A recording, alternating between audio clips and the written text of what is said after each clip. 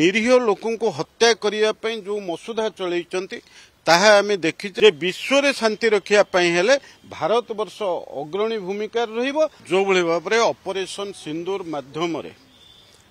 आतंकवादी देश पाकिस्तान उपरे भारत तरफ आमर प्रिय प्रधानमंत्री नरेंद्र मोदी नेतृत्व रे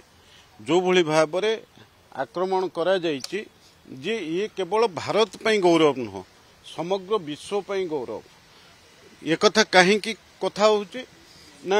प्रकृत रे जो भली भाबरे पाकिस्तान तार सरकार सीधा सड़क भाबरे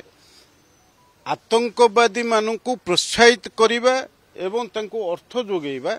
एवं आतंकवादी संगठन लश्कर ई तोयबा हो तालिबानी संगठन मानकु प्रोत्साहित करिबा एवं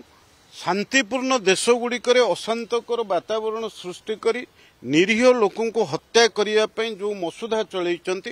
ताहा आमे देखीचे। जो भली भाबरे काश्मीर रे भारत वर्षर निरीह नागरिक मानक उपरे आक्रमण हैला। तेणु सही दृष्टिकोण प्रथमे आमर प्रिय प्रधानमंत्री नरेंद्र मोदी एवं केंद्र सरकार प्रथम अवस्था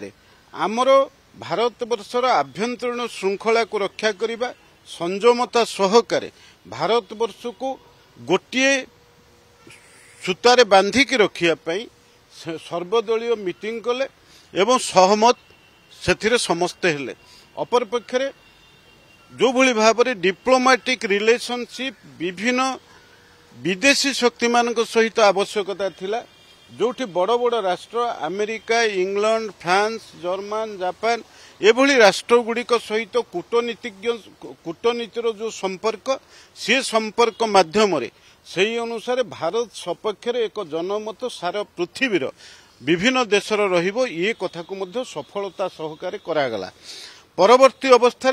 जो भली भाबरे ये आतंकी मानक विरुद्ध रे आक्रमण करिवार आवश्यकता थिला सेथिपई जो निष्पत्ति भारत वर्ष नहींची ये केवल भारत वर्ष को रक्षा करने नुहे किंबा प्रतिपक्ष पाकिस्तान उपर आक्रमण नुहे समग्र विश्व आतंकवाद को हटेबा आतंकी मान को ध्वंस करने ये समग्र विश्व चाहूँगी। तेणु से सर्वाग्रे भारत वर्ष अच्छी एवं आमर प्रिय प्रधानमंत्री आज भारत वर्षर केवल नेता नुहंती से प्रमाणित कर देइचंती जे विश्व रे शांति रखिया पई हेले भारत वर्ष अग्रणी भूमिका रहिबो। तेणु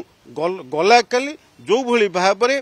ये आतंकी मानक ऊपर आक्रमण होईचे ये केवल भारत वर्षर समस्त जनसाधारण को स्वागत करी नाहंती समग्र विश्वर जनसाधारण को स्वागत करचंती।